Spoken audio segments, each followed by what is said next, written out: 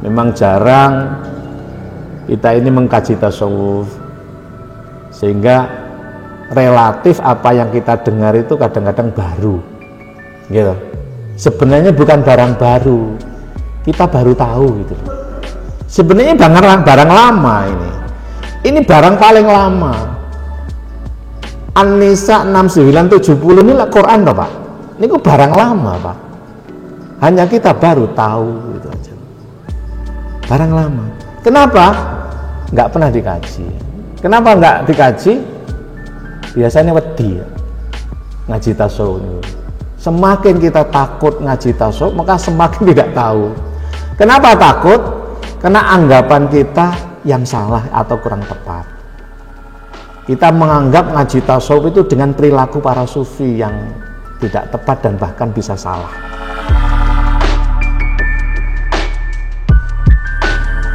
Siang itu identik dengan rahmah. Terbukanya 8 pintu surga. Ada pada 4 rakaat zuhur dan 4 rakaat asar. Rakaat pertama disebut dengan pintu Darussalam. Rakaat kedua disebut dengan Darul Muqamah. Rakaat ketiga disebut dengan Darul Qaror, gitu. Rakaat keempat disebut dengan Al-Ma'wa. Itu ada pada 4 rakaat zuhur. Paling boten jenengan kita semuanya kalau sholat itu sadar, sodrumnya dipasang, atine dipasang, dadane dipasang, bahwa lagi sholat pertama zuhur ini kita masuk pintu surga namanya Darussalam. Kabeh isin nek padha Pak, takbiratul ihram, lalu ruku, i'tidal, sujud dan seterusnya kan padha ae. Tapi itu intinya adalah kita lagi masuk pintu surga namanya Darussalam. Minimal ngoten mungkin dipelajari Darussalam itu apa gitu. Kenapa kok disebut dengan Darussalam dan seterusnya dan seterusnya. Surga itu 1 gitu. Kaflingnya 4, pintunya 8. Itu dipenjelasakan di dalam Al-Quranul Karim surat An-Nisa surat keempat ayat 69-70. Wa may yuti'illah wa rasulah faulaika ma'alladzina an'amallahu alaihim minan nabiyyin wasiddiqin wasyuhada wassalihin wa hasuna ulaika rafiqa. Dzalikal fadlu minallahi wa kafa billahi alima. Jadi kafling pertama disebut dengan minan nabiyyin anbiya. Misalnya ini mudah menjelaskan ini, kita bisa mengilustrasikan perumahan lagi ya. Perumahan kan ada kaflingnya, pintunya 8 misalnya, kaflingnya 4. Ada kafling apa? Kalau surga namanya kafling anbiya, nabiyyin, minan nabiyyin kafling anbiya. Ini khusus surga kafling para nabi sebanyak 124.313 plus para ulama yang warasatul anbiya. Tempatnya di sini. Kaflingnya namanya anbiya, istananya sebanyak 7. Niki sedaya wonten buku-buku tasawuf Pak, wonten hadis-hadis tasawuf gitu. Memang jarang kita ini mengkaji tasawuf, sehingga relatif apa yang kita dengar itu kadang-kadang baru gitu. Sebenarnya bukan barang baru, kita baru tahu gitu loh. Sebenarnya barang lama ini barang paling lama. An-Nisa 6970 ini Quran toh Pak, ini kok barang lama Pak, hanya kita baru tahu gitu aja. Barang lama. Kenapa? Nggak pernah dikaji. Kenapa nggak dikaji? Biasanya wedi ya, ngaji tasawuf ini. Semakin kita takut ngaji tasawuf, maka semakin tidak tahu. Kenapa takut? Karena anggapan kita yang salah atau kurang tepat. Kita menganggap ngaji tasawuf itu dengan perilaku para sufi yang tidak tepat dan bahkan bisa salah. Sufi yang kemudian perilakunya disebut dengan zuhud itu bukan benci dunia, itu cinta dunia itu loh. Sangat mencintai dunia karena sadar makrifah bahwa dunia ini anugerah Allah. Anugerah Allah itu wajib dicintai. Jenengan itu cinta kepada dunia. Kenapa? Ini anugerah Allah. Dirawat dengan baik, diinfakkan secara baik, dibelanjakan secara baik. Inilah cinta namanya. Nah, pada umumnya kita hanya mengambil zuhud itu benci kepada dunia. Loh, dunia ini anugerah Allah kok dibenci? Berarti sama dengan membenci yang memberi anugerah. Gitu. Baik, saya akan kembali ke sini. Surga itu jumlahnya 1, pintunya 8, ada pada 4 rakaat zuhur dan 4 rakaat asar. Kaflingnya 4. Pintu yang 4 tadi sudah, kafling ini ya. Kafling kedua disebut dengan kafling as-siddiqun. Wa may yuti'illah wa rasulah fa ulaika ma'al ladzina an'amallahu 'alaihim minan nabiyyin anbiya wasiddiqin siddiqun wasyuhada washolihun. Umat Islam ini minimal mendapatkan kafling solihun. Kafling solihun minimal. Kafling solihun itu didapatkan oleh minimal kita semuanya akan di sini, dan istananya masing-masing 4. Istananya masing-masing 4. Ini 7, 6, 5, 4. Siddiqu Ambiya itu 7, Siddiqun itu 6, Syuhada itu 5, Solihun itu 4. Jadi kula panjenengan ini minimal awake dhewe niki mangke akan berada di surga namanya solihun minimal gitu, dengan 4 istana. Lah untuk apa itu?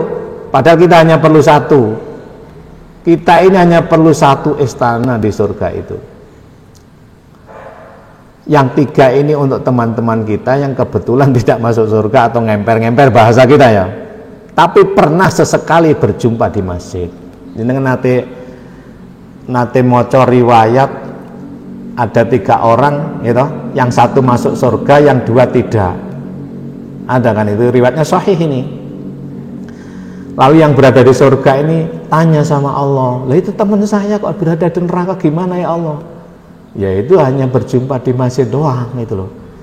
Kebetulan sholatnya pas sama ente aja, habis itu nggak sholat lagi gitu loh. Loh, tapi saya menyaksikan dia itu orang baik gitu loh. Ya sudah, surga istanamu kasihkan dia gitu loh. Kan dia dapat 4, jenengan dapat 4 atau bahkan 5 atau 6 atau bahkan 7. Oke. Ya sisanya kasihkan orang-orang itu, atau dikasihkan teman-teman kita, keluarga kita yang kebetulan tidak masuk surga. Inilah yang disebutkan syafa'atul mu'min bil mu'minin. Jadi syafaat, pertolongan orang mukmin terhadap orang mukmin yang lain. Inilah inti atau hakikat doa. Nanti di sana berupa syafaat. Jenengan Rabbana ighfir lana wa li ikhwanil ladzina sabaquna bil iman wa la taj'al fi qulubina ghillal lil ladzina amanu Rabbana innaka ra'ufur rahim. Ini dongane sesama mukmin gitu. Baik, saya masuk pada asar. Asar itu okay, kan tadi kan 4, zuhur itu 4 pintu surga, asar 4 pintu surga, berarti 8. Asar rakaat pertama disebut dengan apa?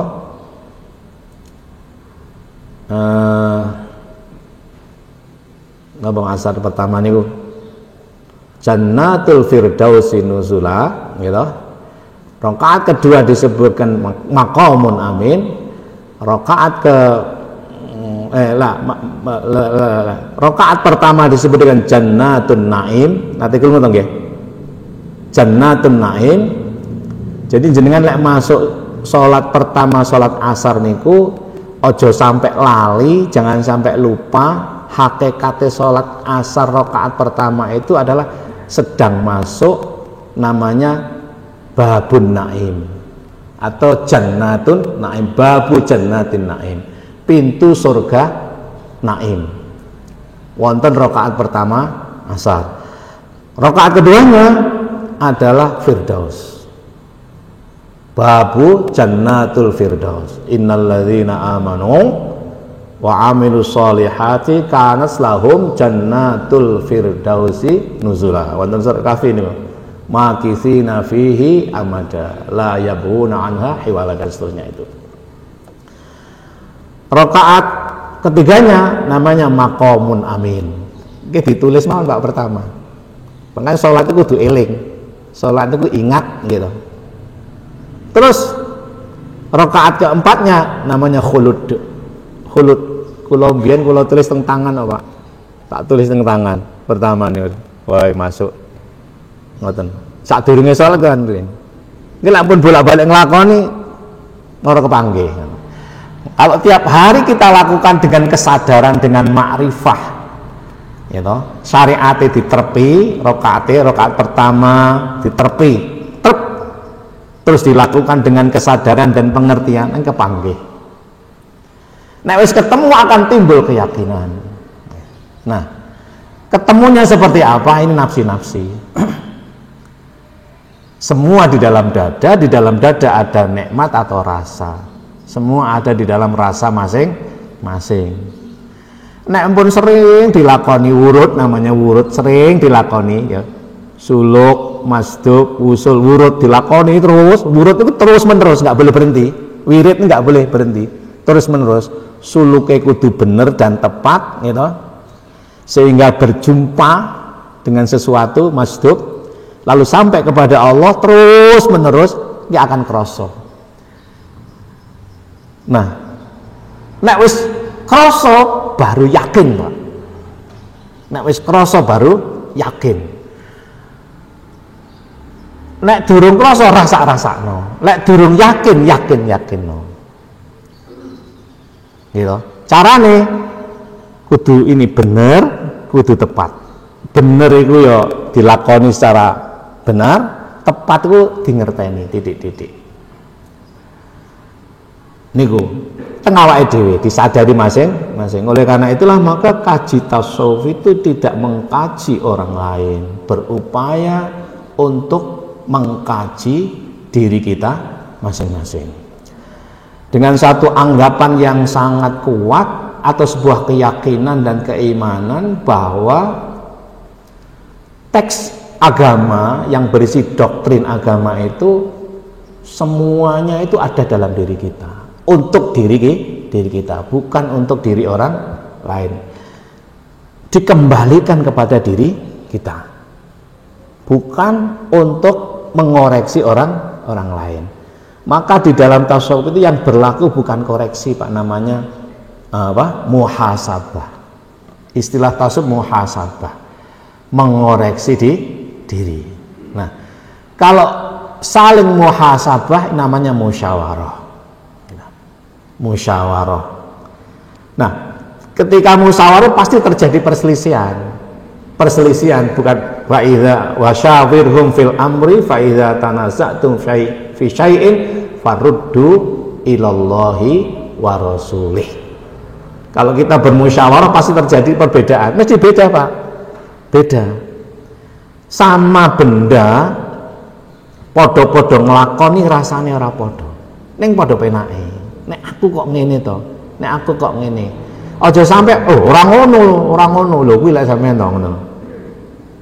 Misalnya saya bercerita, saya ngerasa, rasa itu bisa diceritakan mboten? Tidak bisa toh. Bahasa apa yang bisa mengungkapkan rasa? Tidak ada. Gitu. Rasa itu tidak ada bahasa yang bisa mewakili rasa yang sakit. Rasa masing-masing diri kita itu tidak. Ya paling enak kan gitu. Enak, enak, kan? Ya nopo, ya dewe-dewe. Nah, bagaimana itu caranya? Ya kembali pada masing-masing diri kita. Bahwa teks agama yang tertulis atau tercatat disebut dengan wahyu, namanya mushaf Al-Quran. 30 juz ya, 114 surat. Itu kata-kata ya, semuanya tertuju pada diri kita. Bagaimana kita memahami teks Al-Quran yang dimulai di Bismillahirrahmanirrahim sampai minal jinnati wa nas itu sampai bertemu dengan yang dalam diri kita. Tentu bukan hanya terjemah, Pak, ya. Kalau dengan menyebut nama Allah yang Maha Pengasih lagi Maha Penyayang, itu baru terjemah gitu. Coba dimasuk lagi ke dalam apa ini? Apa maksudnya? Dengan yang namanya dengan Allah, berarti Kanjeng Nabi kan? Itu. Maka dikasih dan disayang. Artinya apa? Coba dilakukan sendiri, terus dilakukan sendiri. Kalau aku berjumpa dengan Kanjeng Nabi, Mas Dub, kalau aku mencintai Kanjeng Nabi, kalau aku mengikuti Kanjeng Nabi, gitu, pasti dikasih dan disayang. Ini jangan disampaikan pada umum. Kalau disampaikan pada umum karena khusus untuk diri kita kan, tafakur diri itu jangan disampaikan pada umum. Tafakurlah masing-masing sampai berjumpa makna teks itu dalam diri kita. Dengan yang namanya dengan Allah, maka dikasih dan disayang. Artinya apa? Siapa yang namanya dengan Allah adalah Nabi Muhammad. Kalau kita selalu berjumpa, selalu bersama, bagaimana selalu bersama itu? Bersama Rasulullah paling tidak kita selalu bersolawat, gitu. Kalau kita selalu bersolawat, maka kita akan dikasih dan disayang. Kalau kita mendapatkan kasih dan sayang, maka alhamdulillahirabbil alamin. Itu kan? Kita akan laku keterpujian dalam totalitas kehidupan. Selalu bersyukur kepada Allah, tidak mampu menemukan sesuatu yang tidak baik. Semua dipandang sebagai satu kesatuan yang berasal dari yang satu, yaitu Allah yang maha baik, Allah yang maha jamil, Allah yang maha indah, Allah yang maha badi, Allah yang maha baik, menciptakan kebaikan, menemukan hikmah di balik kejadian. Ini yang disebut dengan namanya musyahadah dalam ilmu tasawuf. Jenengan nate mireng toh musyahadah gitu.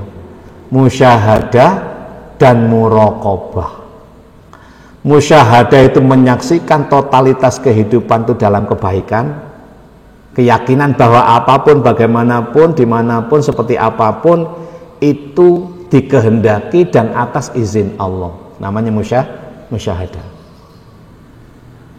Kalau atas izin Allah, masa kita muring-muring? Kita disuruh mensikapi secara kecerdasan. Atau bagaimana kita mensikapi semuanya itu, mensikapi bagaimanapun apapun keadaan seperti apapun itu dicatat oleh Allah.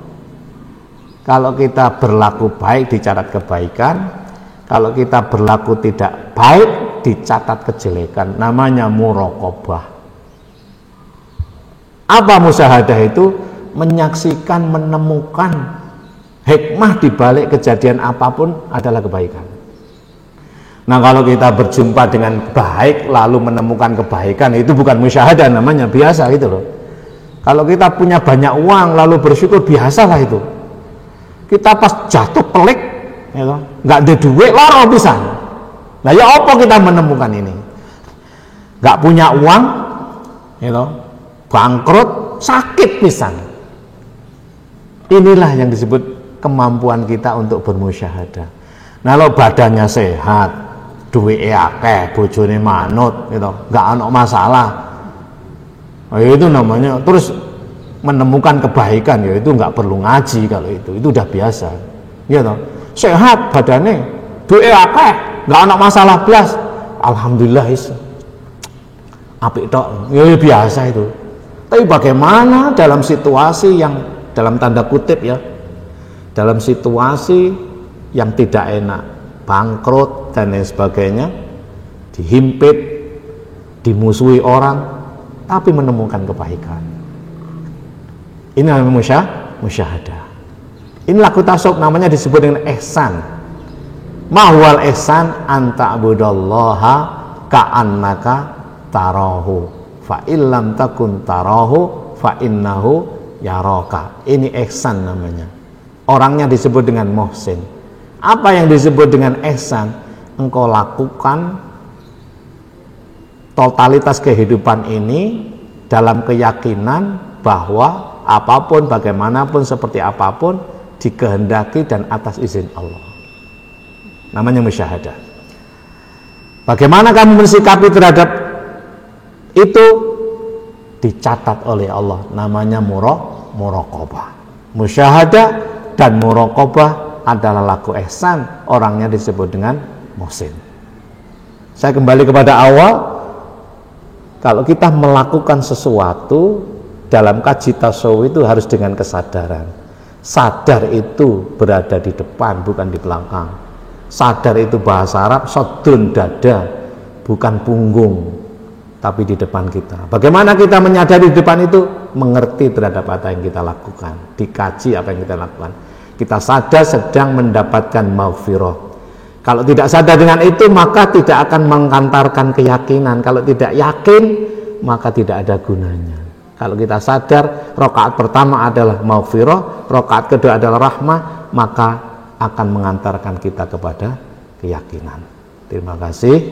Mungkin ada satu pertanyaan.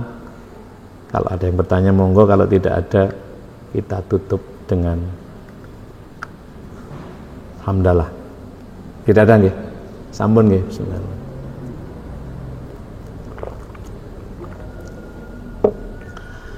Terima kasih. Allahumma inna nas'aluka khaira hadzal yaum, fathahu wa nusrahu wa nurahu wa barakatahu wa hudaha. Allahumma inna nas'aluka khaira hadzal yaum wa khaira ma fihi wa khaira ma qablahu wa khaira ma ba'dah. Wa na'udzu bika min syarri hadzal yaum wa syarri ma fihi wa syarri ma qablahu wa syarri ma ba'dah.